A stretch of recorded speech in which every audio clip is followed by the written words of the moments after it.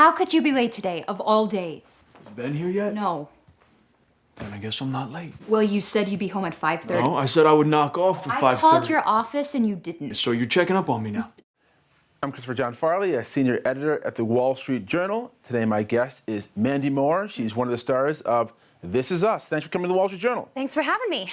Okay, your show is one of those shows where if you don't watch it when it airs, you got to stay away from your Twitter, stay away from your social media, because there are twists and turns, and revelations, that you don't want to know until you watch the show. Can we expect more of that as you head towards the end of this season? I think it's in the DNA of the show, absolutely. Not like abrupt twists and turns for the sake of being melodramatic. I just think it's sort of built into the fiber of life as we live it, you know? Like unexpected things happen, challenges, obstacles get in the way, and our creator, Dan Fogelman, sort of describes the show as, you know, having a bunch of like video cassettes of like your family and your life and home videos and just sort of watching them, picking them up and watching them out of order. So I feel like that's a very apt description of what happens. Yeah, that makes sense to me. Yeah. Because, you know, I've been thinking about why the show has gotten such an audience, has such a passionate following, and I keep coming back to that. This is one moment in Mad Men where he talked about the power of nostalgia. And there's something about nostalgia in this show where you get to sort of see the past and the present and how they intertwine that really kind of hooks you in, right? There is a lot of power in nostalgia, and this show sort of kind of mines for it in a way, you know, and it helps to sort of, as a device to sort of show where people are in their lives and why they've made certain choices and how they sort of approach their lives in the present, I guess. Now, a lot of it is made about the way your role works, because you play the same character in her 30s and also in her 60s in two different time periods. And I want to know, what are the secrets to playing old? What are the secrets? Are there steps you take to get into character? Because your presence is so much different when you're playing her as a 60-something than it is as a 30. There's a sense of weariness about you. It's a whole different kind of character. I'm just wondering how you go about doing that. Thank you. Honestly, I have 3.5 to 4 hours every time I get in that prosthetic makeup to sort of sink in and think about Rebecca and get into a very quiet sort of frame of mind. And normally when I'm shooting, at least thus far in season 1, anything present day, there's some bit of like sadness or grief that comes along with it. You know, whether it's going to a funeral or withholding a gigantic secret from my child. So there's not a lot of levity to present day Rebecca that we've seen thus far. And for me, it really comes down to being quiet. And unfortunately, I don't get to like hang out and interact with the rest of the cast during those scenes. They goof off.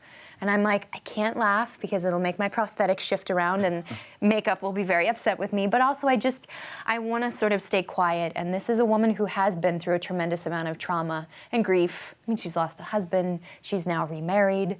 No one really knows the specifics around that necessarily.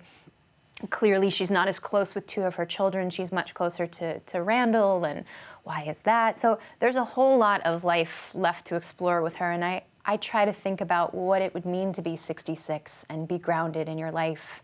And I think she's a really present woman who knows who she is and what she's gone through, and she's just, you know, she's happy to sort of, she's happiest when she's around her family. Now, I'd like to know how you first got this role. I've heard that one of the monologues you delivered in your audition was the monologue about where you sort of took your husband to task about his drinking. Yeah. Can you tell me a bit about what you did to impress the producers that they wanted to bring you in and have you play this part? I knew Dan Fogelman, our creator, from Tangled. He wrote Tangled, so I knew him back in the day, 7 years ago when we worked on that movie.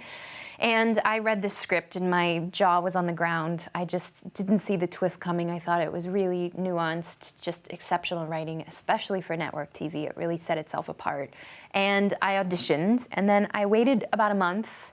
They said, we're gonna go read some other people in New York and maybe around the country, but we'll get back to you. And I thought, okay, well, that's probably as best as, you know, I can kiss that opportunity goodbye. But they came back about a month later and said, we want to read you with a couple of guys. We're going to bring in a few girls and a few guys and just sort of chemistry read people together and see how they fit.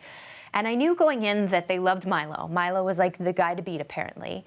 And Dan had written this extra scene, which ended up becoming that monologue in the second episode about, you know, I think we're at a 9 or 7 or. And I need you at a 10. And I need you at a 10 or an 11, and he says he's going to be at an 11, whatever. That was in the audition, and I read that, and then I read with Milo. Milo was the only guy that I ended up reading with, although there were a couple other guys there.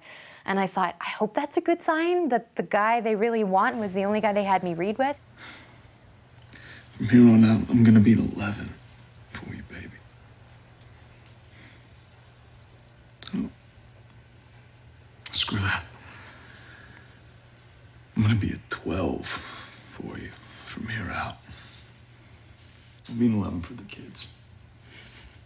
You get a 12. And of course, you rose to fame as a musician and a singer first. You get to sing some on the show.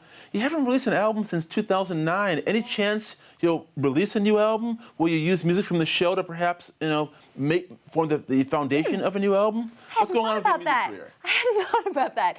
Well, thanks to Dan and the show, it's kind of reignited that part of my life again. And people are asking about music, and I don't know if they would have been asking about the music had I not had the opportunity to sing on the show. So I'm flattered, and I miss it. I really, I have a lot to say. A lot has happened in my life since I last wrote music and released a record. So I think sooner rather than later that part of my life I'm just trying to reimagine it and what it will sort of look like and how it will fit into my life. But I have 4 months off now from the show. We don't start back until... That's 4 albums right there. I know, right? exactly. 4 months, 4 albums. Please, yeah, that's plenty of time to just release a whole bunch of stuff. I noticed on your Twitter page, you describe yourself as singer, songwriter, actress. Yeah. I mean, should I read anything into the fact that you still have singer, songwriter before actress? Yeah. I think if somebody's like, you have to make a choice, music would probably come first. I don't know.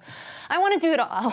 But I kind of, that's how I started. So I guess that's sort of how I see myself first. Mandy Moore, the show is This Is Us. Yes, sir. Thanks a lot for coming to the Wall Street Journal. Thanks for having me.